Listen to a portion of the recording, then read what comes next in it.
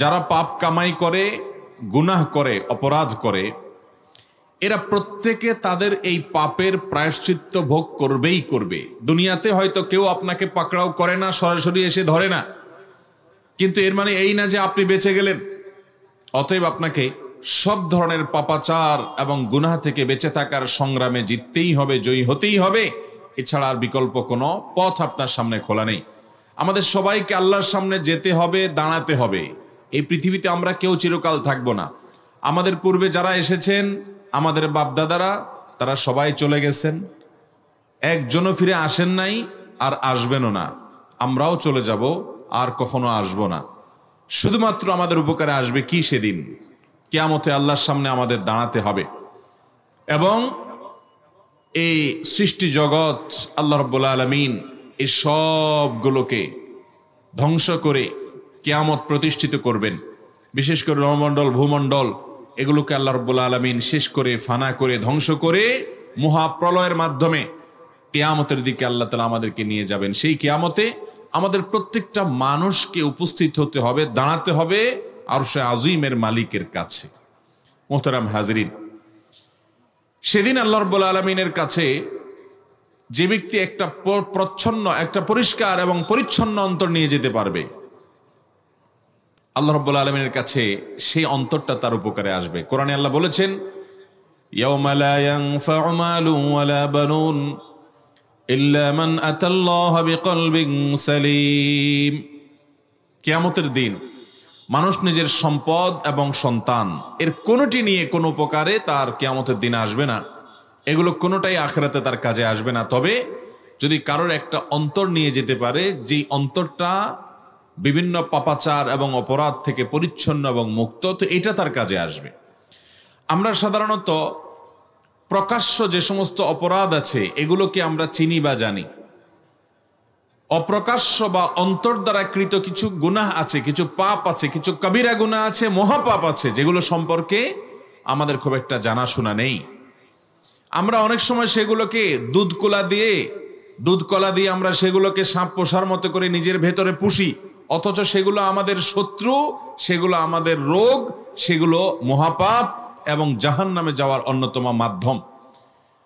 মুহতারাম হাজরিন, আমরা আমাদের শরীরের বাহ্যিক অঙ্গ প্রত্যঙ্গ যে আছে এগুলোর ব্যাপারে যথাসম্ভব আমরা কেয়ার করি। যে আমার হাত দিয়ে আমি নামাজ পড়ার চেষ্টা করি, আমার পাও দিয়ে হেঁটে আমি মসজিদে যাই, এগুলো ভালো কাজ। আমরা বাহ্যিক অঙ্গ প্রত্যঙ্গ দিয়ে ভালো কাজ করি, কিন্তু আমাদের কলব বা অন্তর দিয়ে অনেক ভালো কাজ করা যায়, এই সম্পর্কে আমরা অনেকে জানিও না। আবার আমাদের বাহ্যিক অঙ্গ প্রত্যঙ্গ দিয়ে যে সমস্ত পাপাচার করা যায় সেগুলোর ব্যাপারে আমরা অনেকে সচেতন, সাবধান, সতর্ক, আলহামদুলিল্লাহ। কিন্তু কলব বা অন্তর দিয়েও অনেক পাপ করা যায়, সেগুলো আমরা অনেকে জানিও না। এই জন্য আল্লাহ বলেছেন, ওয়াদারু যাহিরাল ইসমি ওয়া বাতিনা, তোমরা প্রকাশ্য গুনাহ এবং পাপ এগুলো ছাড়ো, আর অপ্রকাশ্য গুনাহ এবং পাপ সেগুলোও ছাড়ো। অতএব কয় ধরনের পাপ ছাড়তে হবে ভাই? দুই ধরনের। একটা হলো প্রকাশ্য অপরাধ, আর একটা হলো অপ্রকাশ্য বা গোপন অপরাধ, যেটা মানুষ মনে মনে ভেতরে করে। নবী করিম সাল্লাল্লাহু আলাইহি সাল্লাম বলেছেন, আলা ইন্না ফিল জাসাদি মুদগাহ, মনে রাখবে তোমাদের শরীরের ভেতর একটা অঙ্গ আছে, একটা গোশতের টুকরা আছে, গোশতের পিণ্ড আছে। ইদা সলুহাত, সেটা যখন ঠিক হয়ে যাবে, সলুহাল জাসাদু কুল্লু, পুরো শরীর সব ঠিক হয়ে যাবে। অর্থাৎ তোমার ভেতরে এমন একটা অঙ্গ আছে, ওই অঙ্গটা যদি মানুষ হয়ে যায় তো তোমার হাত, পা, চোখ, মুখ, কান, নাক, প্রতিটা অঙ্গ প্রত্যঙ্গ বাহ্যিক যেগুলো আছে এগুলো থেকে সবগুলো থেকে ভালো কাজে বের হতে থাকবে। ওয়াইদা ফাসাদাত, আর যদি তোমার ভেতরে থাকা সেই অঙ্গটা নষ্ট হয়ে যায়, তাহলে সেক্ষেত্রে তোমার হাত, পা, চোখ, মুখ, কান, সমস্ত অঙ্গ প্রত্যঙ্গ দিয়ে পাপের কাজ হবে, অপরাধ হবে, গুনাহ হবে, নোংরামি হবে, অশ্লীলতা হবে, অন্যায় হবে, অবিচার হবে, জুলুম হবে, কারণ তোমার ভেতরটা নষ্ট হয়ে গেছে, পচে গেছে। আলা ওয়াহিয়াল কলব, নবীজি বলেছেন সেই ভেতর বলতে যেটা বোঝাতে চাচ্ছি সেটা হলো কলব বা অন্তর। মোহতারাম হাজরিন, আমাদের সমাজে বেশিরভাগ মুসলমানরা আমরা আমাদের কলব সম্পর্কে, অন্তর সম্পর্কে আমাদের তেমন কোনো সচেতনতা নাই। আমরা বাহ্যিক অঙ্গ প্রত্যঙ্গ নিয়ে ব্যস্ত আছি।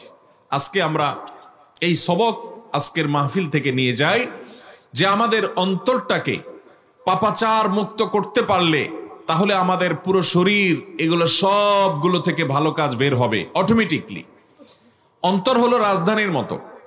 কোন দেশের রাজধানী যদি কারোর দখলে থাকে তাহলে পুরো দেশ তার কন্ট্রোলে থাকে, আর যদি রাজধানী কারোর বেদখল হয়ে যায় গোটা দেশ তার বেদখল হয়ে যায়।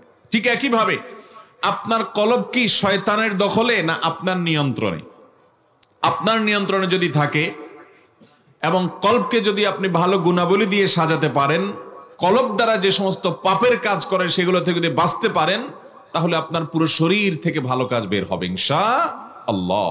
মোহতারাম হাজরিন, এই জন্য নবী আলাইহিস সালামের আরেকটি হাদিস খুবই গুরুত্বপূর্ণ। তিনি বলেছেন, ইন্নাল্লাহা লা ইয়ানজুরু ইলা সুওয়ারিকুম ওয়া আমওয়ালিকুম, আল্লাহ তাআলা তোমাদের চেহারা সুরত আর সম্পদ কত আছে কার এটা বিবেচনা করবেন না, ওয়ালাকিন ইয়ানজুরু ইলা কুলুবিকুম ওয়া আমালিকুম, তবে আল্লাহ তাআলা দেখবেন তোমাদের অন্তরে কি আছে, অন্তরটার অবস্থা কি এবং আমল কি নিয়ে আসছো। অতএব আমাদের অন্তরটাকে পরিচ্ছন্ন করব তো ইনশাআল্লাহ। মোহতারাম হাজরিন, অন্তরটাকে পরিচ্ছন্ন করার গুরুত্ব আমরা শতকরা একজন মানুষও বুঝি কিনা সন্দেহ আছে। এ নিয়ে আলোচনা নাই এবং জানাশোনাও নাই। অন্তর দ্বারা কিছু ভালো কাজ করা যায়, হাত পা দিয়ে ভালো কাজ করা যায়। যেমন হাত দিয়ে আপনি একজনের উপকার করলেন, ভালো কাজ। হাত দিয়ে নামাজ পড়লেন, ভালো কাজ। মুখ দিয়ে কোরআন তেলাওয়াত করলেন, ভালো কাজ। মুখ দিয়ে একটা সুন্দর কথা বললেন, ভালো কাজ। একটা হাসি মুখে কথা বললেন, ভালো কাজ। মুখ দিয়ে আপনি কোরআন তেলাওয়াত করলেন, ভালো কাজ। ওয়াজ নসিহত করলেন, ভালো কাজ। মুখ দিয়ে অনেক ভালো কাজ করা যায়, আমরা জানি। হাত দিয়ে কি কি ভালো কাজ করা যায় বলতে বললে আপনারাও 10টা 20টা বলতে পারবেন। যে হাত দিয়ে নামাজ পড়া যায়, এ হাত দিয়ে মানুষ উপকার করা যায়, এ হাত দিয়ে মানুষের সহযোগিতা করা যায়, এই হাত দিয়ে অন্যায় কাজে বাধা দেওয়া যায়, এই হাত দিয়ে আমরা অনেক ভালো ভালো কাজ করতে পারি। মোহতারাম হাজরিন, একইভাবে চোখ দিয়ে আমরা আল্লাহর কোরআন পড়তে পারি, চোখ দিয়ে মা বাবার দিকে শ্রদ্ধা ভরে দেখতে পারি, চোখ দিয়ে স্ত্রীর প্রতি ভালোবাসার সাথে দেখতে পারি, চোখ দিয়ে ছোটের প্রতি স্নেহের সাথে দেখতে পারি। এই চোখ দিয়ে আমরা আল্লাহর কুদরত দেখতে পারি, আল্লাহর ঘর বাইতুল্লাহ দেখতে পারি। চোখ দিয়ে আমরা অনেক ভালো কাজ করতে পারি। একইভাবে এই অঙ্গ প্রত্যঙ্গগুলো দিয়ে আবার খারাপ কাজও করা যায়। এই চোখ দিয়ে আপনি হারাম জিনিস দেখলেন, হারাম ভিডিও দেখলেন, হারাম ছবি দেখলেন, বেগানা নারীকে দেখলেন, আপনি অনেক খারাপ কাজে চোখ ব্যবহার করতে পারবেন, এ হাত ব্যবহার করতে পারবেন। এগুলো আমরা বুঝি, কিন্তু অন্তর দিয়ে আবার কিভাবে ভালো কাজ করে খারাপ কাজ করে এটা নিয়ে আমাদের বেশিরভাগ মানুষের জানাশোনা নাই। ভাইরা আমার, অন্তর দিয়ে যেসব ভালো কাজ করা যায় ওইগুলা বরং মূল এবং আসল। সেগুলো যদি ঠিক হয় তো আপনার অঙ্গ প্রত্যঙ্গ এমনি ঠিক হয়ে যাবে। এই জন্য অন্তরের উপরে মেহনত করতে হবে। কিসের উপর মেহনত করতে হবে ভাই? অন্তরের উপরে মেহনত করতে হবে। বহু মানুষ দেখবেন নামাজ কালাম পড়ে কিন্তু অন্তর ভালো না। অনেক মানুষ দেখবেন অন্যান্য ভালো কাজ করে, কলব নষ্ট এবং পচা। এর মানে এই না যে সেই সমস্ত ভালো কাজ ছেড়ে দিবে। এর মানে হলো তিনি যে ভালো কাজগুলো করছেন সেগুলো তো ভালো, সেই সাথে তার অন্তরের দিকেও মনোযোগ দেওয়া লাগবে। মোহতারাম হাজরিন, অন্তর দ্বারা যে সমস্ত ভালো কাজ করা যায় এর মধ্যে সবচেয়ে বড় ভালো কাজ হলো ঈমান। এটা অন্তর দিয়ে আনতে হয়। ঈমান কি মুখে আনার জিনিস না অন্তরে আনার জিনিস? অন্তর হলো বিশ্বাসের জায়গা, ঠিকানা। ঈমান হলো বিশ্বাসের নাম। অন্তরে সে বিশ্বাস, সে আস্থা, এটা অন্তরে আগে বসবে, এরপর মুখে সেটার প্রকাশ ঘটবে, স্বীকৃতি ঘটবে। অন্তর দ্বারা যে সমস্ত ভালো কাজ করা যায় তার মধ্যে থেকে একটা হলো তাওয়াক্কুল। দেখেন, ঈমান মূলটাই হলো অন্তরে করার মতো জিনিস। তাওয়াক্কুল, আল্লাহর উপর ভরসা, এটা অন্তরে হয়। অন্তর দ্বারা যেসব কাজ করা যায় তার মধ্যে একটা হলো আল্লাহ এবং তার রাসূলের ভালোবাসা, এটা অন্তরে স্থাপন করতে হয় ভালোবাসা। আরেকটা হলো যে কোনো ভালো কাজ করবেন শুধু আল্লাহকে খুশি করবার জন্য করবেন, ইখলাস, এটা অন্তর দ্বারা করতে হয়। নামাজের মধ্যে মনোযোগ, এটা অন্তরের মধ্যে করতে হয়। আল্লাহর দিকে রুজু করে যাওয়া, তওবা করা, কোনো পাপের পরে আল্লাহর দিকে ধাবিত হয়ে যাওয়া, এটা অন্তরের কাজ। তাকওয়া, আল্লাহর ভয়, এটা অন্তরের কাজ। আল্লাহর উপরে সন্তুষ্ট থাকা, এটা অন্তরের কাজ। আল্লাহর রহমতের আশা করা অন্তরের কাজ। এবং বিনয়, মনে নিজেকে ছোট মনে করা। আমার অনেক ত্রুটি থাকতে পারে, আমি কাউকে তুচ্ছ মনে করব না, আমি নিজেই ছোট, কত পাপ অপরাধ করেছি, আমার অহংকার করবার কিছু নাই, মাটির সাথে আমাকে মিশে যেতে হবে। বিনয়, এটা অন্তরের কাজ। ঠিক একইভাবে ধৈর্য ধারণ করা অন্তরের কাজ, এবং আল্লাহর ভয় অন্তরের কাজ। এরকম বহু সওয়াবের কাজ, বড় বড় ইবাদত আছে যেগুলো অন্তর দিয়ে করতে হয়, আমরা সেগুলো জানি না। এই জন্য দেখবেন নামাজি কিন্তু মনোযোগ নাই, ওই যে অন্তর দ্বারা মনোযোগের আমল করতে হয় জানে না। একজন মানুষ অনেক ভালো ভালো কাজ করে কিন্তু তার অন্তরে আল্লাহ এবং তার রাসূলের ভালোবাসা নাই। আছে অনেক খেলোয়াড়দের ভালোবাসা, ফাসিকদের ভালোবাসা, কাফেরদের ভালোবাসা, দাজ্জাল এবং তার অনুসারীদের ভালোবাসা, বিভিন্ন ফিতনা এবং তার আইটেমগুলোর প্রতি ভালোবাসা অন্তরে আছে, কারণ আল্লাহ এবং তার রাসূলের ভালোবাসা অন্তরে নাই। অনেক লোক আছে যে তিনি অনেক ভালো ভালো কাজ করেন কিন্তু আল্লাহর ভয় নাই, যার কারণে পাপ থেকে তিনি বাঁচতে পারেন না। অনেকে অনেক ভালো কাজ করেন কিন্তু আল্লাহকে খুশি করার জন্য করা, ইখলাসের অভাব, ওই যে অন্তরের কাজ, এ ব্যাপারে খবর নাই। অনেকে আছেন যে তিনি অনেক কাজ করেন কিন্তু আল্লাহর উপরে ভরসা নাই, আস্থা নাই, কিছু হলেই ভেঙে পড়ে, মুশড়ে পড়ে এবং নিরাশ হয়ে যায়। কারণ হলো যে অন্তরের কাজ, তাওয়াক্কুল, আল্লাহর উপরে আস্থা ভরসা অন্তরে রাখতে হয়, এ নিয়ে তেমন কোনো মাথা ব্যথা নাই। ভাইরা আমার, ঠিক একইভাবে অন্তর দ্বারা কিছু অপরাধ করা যায়, পাপ করা যায়, যেগুলো আমরা সকাল বিকাল রাত দিন অনবরত অনেকেই করে চলেছি, আমরা জানিও না যে আমাদের অন্তর দিয়ে সে সমস্ত কবিরা গুনাহ বলা হচ্ছে। চুরি করা কবিরা গুনাহ আমরা কে না জানি, ডাকাতি করা কবিরা গুনাহ আমরা কে না জানি, মা বাবার অবাধ্য হওয়া কবিরা গুনাহ আমরা কে না জানি, নামাজ তরক করা কবিরা গুনাহ আমরা কে না জানি, হজ না করা কবিরা গুনাহ আমরা কে না জানি, যাকাত না দেওয়া কবিরা গুনাহ আমরা কে না জানি, এগুলো সব আমাদের জানা। কিন্তু মোহতারাম হাজরিন, অন্তর দ্বারা যে পাপগুলো হয়, অপরাধগুলো হয়, এগুলোকে অপরাধ বলেই আমরা জানি না। যেমন আল্লাহর কোন বিধানের ব্যাপারে আপনার অন্তরে সংশয় হলো, সন্দেহ তৈরি হলো, কুফরি, এবং এটা আপনার ঈমান নষ্ট হয়ে যেতে পারে। এর কারণে আপনার অন্তরে একটা রোগ, এটা ব্যাধি এবং এটা একটা পাপ, অপরাধ, আমরা জানিও না। অন্তর দ্বারা যে সমস্ত পাপ করা যায়, এর মধ্যে সবচেয়ে বড় পাপগুলোর মধ্যে একটা হলো অহংকার, নিজেকে একটু বড় মনে করা, অন্যদেরকে মানুষ মনে না করা, অন্যদেরকে তাচ্ছিল্য করা। কেউ সত্য কথা বলেছে, আপনি জানেন, তর্ক হয়েছে তার সাথে, সে সত্য বলেছে, কিন্তু যেহেতু আপনি তর্ক করে ফেলেছেন তার সাথে, এখন মানলে ইজ্জত থাকে না, সেজন্য আপনি তেড়ামি করে নিজের কথা টিকানোর চেষ্টা করে যাচ্ছেন, অহংকার। আপনি মানুষকে তুচ্ছ তাচ্ছিল্য করছেন, হেয় প্রতিপন্ন করছেন, অমানুষ মনে করছেন, মানুষ মনে করছেন না, অহংকার। নিজেকে কিছু একটা মনে করছেন, অহংকার, এটা অন্তরে হয় এবং এটা কবিরা গুনাহ। নবী করিম সাল্লাল্লাহু আলাইহি সাল্লাম বলেছেন, অহংকার যদি কারোর অন্তরে বিন্দু পরিমাণও থাকে, জান্নাতে সে প্রবেশ করবে না। এটা আল্লাহর চাদর, অহংকার নিয়ে যদি কেউ টানাটানি করে, আল্লাহ তাআলা তাকে ছিঁড়ে ফেলবেন।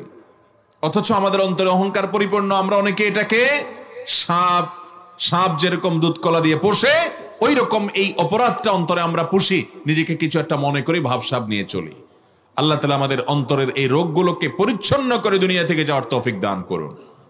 কোরআনে আল্লাহ বলেছেন, ইয়াউমা লা ইয়ানফাউ মালুন ওয়ালা বানুন, দুনিয়াতে যত সম্পদ, সন্তান, যত কিছু তুমি জোগাড় করো, এর কোনোটা আখিরাতে কাজে আসবে না, ইল্লা মান আতাল্লাহ বিকলবিন সালিম, কিন্তু যদি কোনো আল্লাহর বান্দা আল্লাহর সাথে সাক্ষাৎ করতে পারে, আল্লাহর কাছে যেতে পারে একটা পরিচ্ছন্ন অন্তর নিয়ে, যে অন্তরে অহংকার নেই, যে অন্তরে নেফাক নেই, যে অন্তরে কুফরি নেই, যে অন্তরে আল্লাহর প্রতি অবিশ্বাস নেই, যে অন্তরে কোনো পাপ নেই, আছে কি তাওহীদ, আছে তাওয়াক্কুল, আছে তাকওয়া, আছে ইখলাস, আছে খুজু, আছে আল্লাহর প্রতি সন্তুষ্টি, আছে আল্লাহর ফয়সালাকে মেনে নেওয়া, আছে তার মধ্যে সবর এবং অন্যান্য ভালো ভালো গুণ। তাহলে অন্তর দ্বারা যেসব অপরাধ হয়, যে সমস্ত পাপ হয়, আমরা অনেকে জানিও না, এর মধ্যে একটা হলো অহংকার। এই অহংকারটা আমাদের মধ্যে আছে না নাই? মোহতারাম হাজিরিন, আমরা অনেকে টেরও পাই না কিভাবে অহংকার আছে।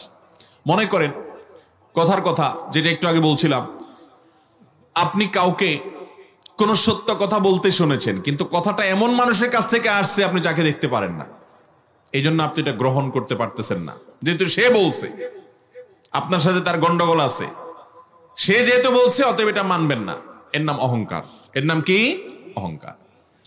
ঠিক একইভাবে আপনি অন্য মানুষদেরকে তুচ্ছ তাচ্ছিল্য করছেন, অহমিকা প্রদর্শন হয়ে এমন কথা বলেছেন যে আমি কম কিসের, আমি কি কম বুঝি নাকি, আমাকে কেন জিজ্ঞাসা করা হলো না, সবকিছুতে আমি একটা ভাব আসা, আমি একটা ভাব। ইমানদার মনে করবে যে দুনিয়াতে আমি অনেক বড় শিক্ষিত হতে পারি, অনেক বড় আলেম হতে পারি, অনেক বড় বক্তা হতে পারি, অনেক পয়সাওয়ালা হতে পারি, অনেক দানবীর হতে পারি, অনেক নামাজি হতে পারি, অনেক ওয়াজ মাহফিল শোনা মানুষ হতে পারি, অনেক বড় নেতা মানুষ হতে পারি। আখিরাতে আমার পরিণাম কি হবে এটা একমাত্র আরশের মালিক ছাড়া আর কেউ জানে। অতএব আমার অহংকার করা সাজে না। যদি আল্লাহ আমাকে জাহান্নাম থেকে মুক্তি নসিব করে দেন তাহলে তো আমার কপাল। আল্লাহ না করুন যদি আমার কোনো একটা পাপের কারণে আল্লাহ তাআলা ধরে বসেন তাহলে তো আমার এই সব বড়ত্বের সব কিছু মাটির সাথে মিশে যাবে। এই জন্য ইমানদার কখনো অহংকার করে না, সে বিনয়ী হয়, সে তাওয়াজু করে। আল্লাহ তাআলা আমাদেরকে এই গুণটা অর্জন করার তৌফিক দান করুন। মোহতারাম হাজরিন, তাহলে অন্তর দ্বারা যে পাপগুলোর ভিতরে একটা হলো অহংকার, আরেকটা হলো আল্লাহর রহমত থেকে নিরাশ হওয়া। আজকে দেখবেন ঘরে ঘরে মানুষের মধ্যে নৈরাশ্য এসে গেছে এবং হতাশা এসে গেছে। বিপদ আসছে, না আমার আর এই বিপদ দূর হবে না। আল্লাহর প্রতি আস্থা কমে গেছে ঈমান দুর্বল হওয়ার কারণে। এটা অন্তরের রোগ, অন্তর দ্বারাই পাপ হয়। নিরাশ হওয়া এটা গুনাহ এবং এটা পাপ, এটা অপরাধ, অন্তর দ্বারা কৃত অপরাধ যে আল্লাহর রহমতের আশা ছেড়ে দেওয়া। অনেকে আল্লাহর রহমত থেকে আশা ছেড়ে দিছে, না এটা আর হবে না। ঈমানদার কখনো নিরাশ হতে পারে। আল্লাহ বলেছেন ওয়ালা ইয়াইআস মির রাহিল্লাহি ইল্লাল কওমুল কাফিরুন, আল্লাহর রহমত থেকে কাফির ছাড়া, অবিশ্বাসী লোক ছাড়া আর কেউ নিরাশ হতে পারে। আল্লাহ বলেছেন লা তাকনাতু মির রাহমাতিল্লাহ, আল্লাহর রহমতের আশা কখনো ছেড়ে দিবা না। শেষ মুহূর্ত পর্যন্ত তোমাকে আল্লাহর রহমতের আশা করতে হবে। কেউ পারে না, কিন্তু আল্লাহর কাছে অসম্ভব বলতে কিছু নাই। অতএব ভাইরা আমার, অন্তরে যে পাপগুলো হয় অন্তর দিয়ে, তার মধ্যে একটা হলো আল্লাহর রহমতের আশা ছেড়ে দাও। আরেকটা বড় পাপ আছে হাসাদ, হিংসা। এই রোগটা নাই এমন মানুষ পাওয়া খুব কঠিন। আল্লাহ তাআলা আমাদেরকে হেফাজত করুন। হাসাদ বা হিংসা এটা হলো কারোর ভালো দেখলে কষ্ট পাওয়া। এটা একটা কাবিরা গুনাহ।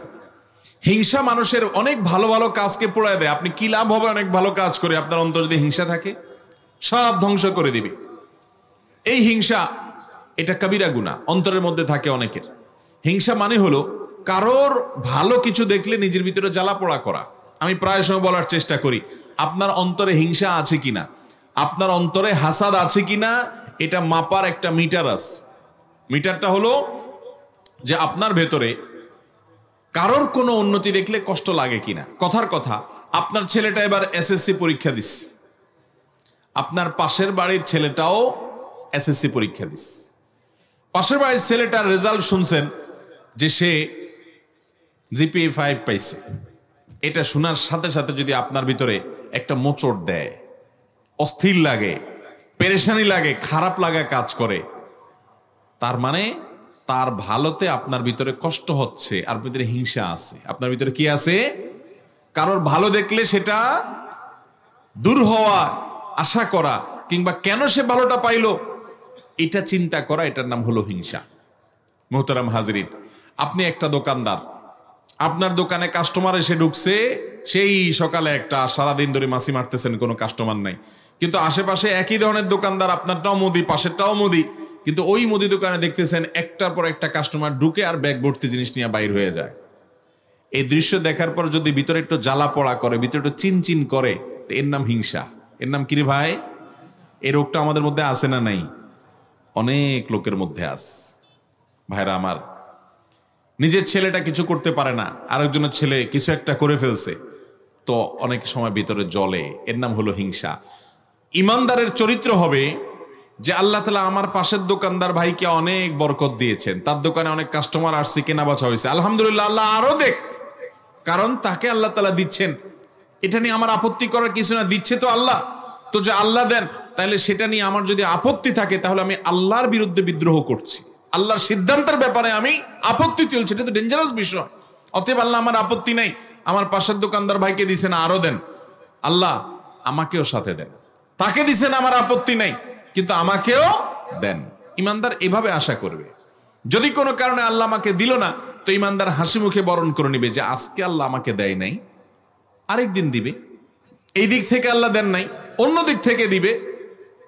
একজনকে আল্লাহ তাআলা একদিনে 10,000 টাকার মুনাফা দিলেন, এভাবে কয়েকদিন দিলেন, কয়দিন পরে তার এক রোগে 2 লাখ টাকা চলে গেল, তাহলে এটা তো লাভের কিছু হলো না। আল্লাহ আমাকে অনেক দিক থেকে সেভ করবেন এবং কল্যাণ দিবেন। ইমানদার হিসাবে সে বিশ্বাস এবং আস্থা আল্লাহর কাছে রাখতে হবে। মুহতারাম হাজরিন, এইভাবে আপনার পাশের বাড়ির ছেলেটা ভালো রেজাল্ট করছে, আলহামদুলিল্লাহ, ও ভালো চাকরি পাইছে, আলহামদুলিল্লাহ, সে অনেক কিছু করতে পারছে, বিদেশে যেতে পারছে, আলহামদুলিল্লাহ, আল্লাহ তাকে আরো দেখ, আল্লাহ আমার কোনো আপত্তি নেই, আপনার বান্দাকে আপনি আরো দেন, আপনার কাছে তো অভাব নেই যে তারে দিলে আমার দিতে পারবেন না, তাকে আরো দেন, কিন্তু সেই সাথে আমাকেও দেন, আমার ছেলেটাকেও দেন।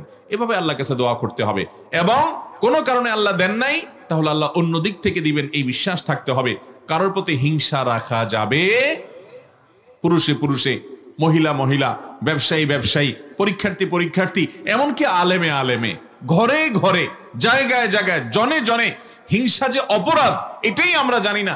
নামাজ পড়ি, রোজা রাখে, দাঁড়িয়ে আছে, টুপি আছে, অন্যান্য ভালো কাজ করে, কিন্তু ভেতরে ভেতরে মানুষের প্রতি হিংসা ভরা অন্তর এবং বুকটা আছে না নাই?